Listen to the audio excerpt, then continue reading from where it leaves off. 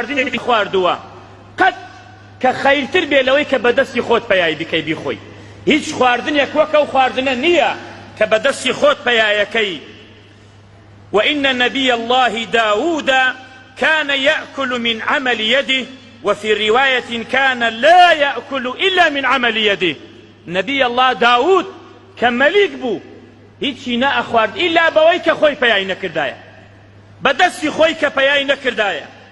وأفرمت من بات كالا من عمله بات مغفورا له.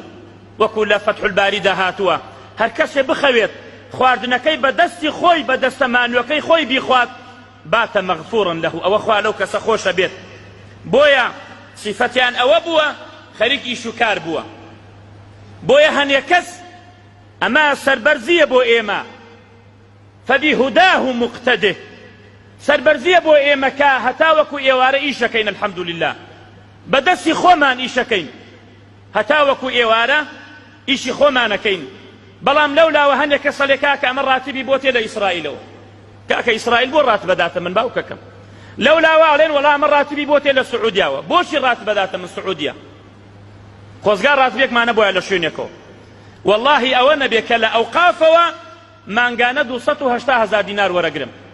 لعنەتی خوام لێ بێت، خوایە لعنەتی تۆم لێ بێت ئەگەر ڕاتبم لە یەک شوێنێکترەوە هەبێت. ئەگەر ئەوانەش درۆ ئەکەن ئەگەڕێنەوە بگەڕێنەوە ئیلا لعنەتی خۆت لەسەریان بێ یا رب العالمین. خۆت بەدەست سیارەوە خەریک ماوی، خۆت بەدەست قەسرەوە خەریک ماوی، خۆت بەدەست گڵابەوە خەریک ماوی. ئێقەیچێکە با منش سیارێک مەبێ، هەتا وەکو ئێوارە ئیشەکەم والله با منش خان و حوشێک مەبێ. فأعدائی ئەم دینە زۆرە، ڕجاء بەوانە نەخەڵەتێن ئەوانە ڕاتبیان وابۆتێ و خدا لە قورئانە بە پێغەمبەرە فەرمێ صلی الله عليه وسلم دڵگران مەبە پێتەڵێن وأعانه عليه قوم آخرون، ئەمە قەومێتر هەیە ڕاتبی بۆ بڕێتەوە، وایان بە پێغەمبەران وت.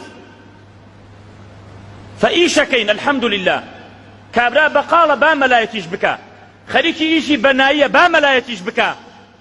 ئەوە فەخرە بۆ ئێمە ئینشاء الله کە ئیشەکەین بەدەستی خۆمان بە پارەی حەڵاڵی خۆمان ئیشەکەین و خواردنی دەستی خۆمان نەخۆین. و داود سەلامی خوای لەسەر بێت خواردنی نەئەخوارد ئیلا ئەوەی لە دەستی خۆی نەبێت.